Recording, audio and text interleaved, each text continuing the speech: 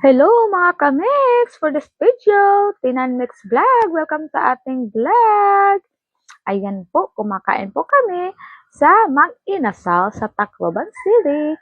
Siyempre, habang kumakain, parang ang saya-saya ko po dyan kasi nakakain po ako ng only rice.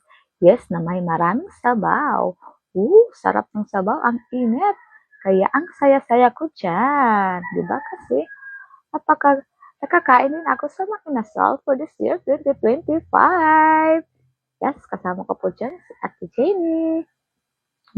Sarap pa ako at dahil meron pa kong kakwentuhan, hindi ko na po namalayan nung ginagawa ko sa aking ulam ay isinawsaw ko po sa sabaw. Hindi po pala yung toyo. Akala ko yung toyo. Kaya yung sabaw ay nagawa kong maging sawsawan. Ano ba yan? Bakit? Sorry, guys.